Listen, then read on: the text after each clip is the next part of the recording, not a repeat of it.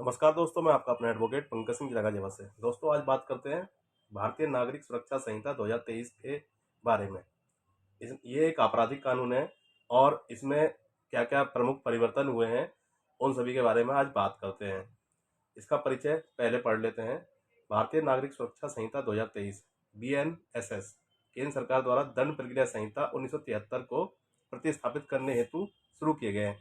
कहने का मतलब जो दंड प्रक्रिया संहिता थी 1973 थी, उसको इन्होंने चेंज किया है। उसका थोड़ा सा चेंज करके इन्होंने अपने नए प्रारूप में उसको पेश किया है। 3 दंड विधेयकों में से एक है। BNSS को 20 दिसंबर 2023 को लोकसभा में और 21 दिसंबर 2023 को राज्यसभा में पारित किया गया था। 25 दिसंबर 2023 को राष्ट्रपति ने 3 नए दंड कोड विधेयकों को अनुमति दी। भारतीय नागरिक सुरक्षा संहिता 2023 में प्रमुख परिवर्तन क्या है? BNSS CRPC के अधिकांश प्रावधानों को बरकरार रखता है। कुछ प्रमुख परिवर्तनों में शामिल हैं, क्या क्या है वो ये है। अभियोगाधीन का निरोध। CRPC के प्रावधानों के अनुसार यदि किसी अभियुक्त ने हिरासत में कारावास की अधिकतम अवधि का आधा समय बिता लिया है तो उसे व्यक्तिगत बंद पत्र पर जारी किया जाना चाहिए। यह मृत्यु से दंडनीय अपराधों पर लागू नहीं होता है। BNSS में आगे कहा गया है कि यह प्रावधान आजीवन कारावास द्वारा दंडनीय अपराधों पर भी लागू नहीं होगा और ऐसे व्यक्ति जिनके विरुद्ध कार्रवाई एक से अधिक अपराधों में लंबित है। चिकित्सीय परीक्षण। BNSS प्रदान करता है कि कोई भी पुलिस अधिकारी कुछ मामलों में अभियुक्त के चिकित्सीय परीक्षण के लिए अनुरोध कर सकता है, जिसमें बलात्कार के मामले भी शामिल हैं। जबकि CRPC में कम से कम एक उप निरीक्षक स्तर के पुलिस अधिकारी के अनुरोध पर एक पंजीकृत चिकित्सीय व्यवसायी द्वारा ऐसे परीक्षण की अनुमति दी जाती थी। फॉरेंसिक जांच।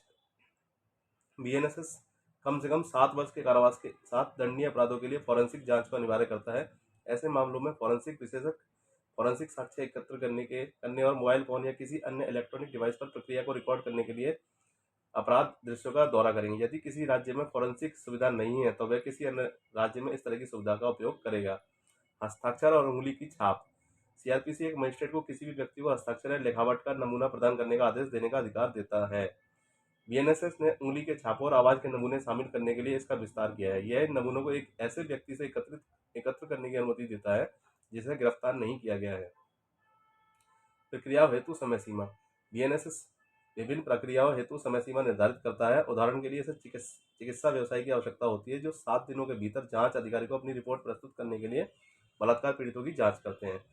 अन्य निर्दिष्ट समय रेखाओं में दलीलों के पूरा होने के 30 दिनों के भीतर निर्णय देना, 45 दिनों तक विस्तार योग्य, 90 दिनों के भीतर इससे संबंधित जांच की प्रगति को सूचित करना और इस तरह के आरोपों पर पहली सुनवाई से 60 दिनों के भीतर एक सत्र न्यायालय द्वारा आरोपों का निर्धारण करना शामिल है।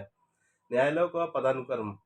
CRPC राज्य सरकार को किसी भी शहर या नगर को एक महानगरीय क्षेत्र के रूप में 1 मिलियन से अधिक की जनसंख्या के साथ सूचित करने का अधिकार देता है। ऐसे क्षेत्रों में महानगरीय मजिस्ट्रेट होते हैं।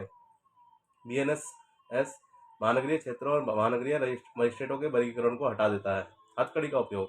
BNSS विभिन्न मामलों में हथकड़ी के उपयोग की अनुमति देता है, जिसमें संगठित अपराध भी शामिल है जो उच्चतम न्यायालय द्वारा निर्धारित निर्देशों का विरोध करता है। पुलिस हिरासत।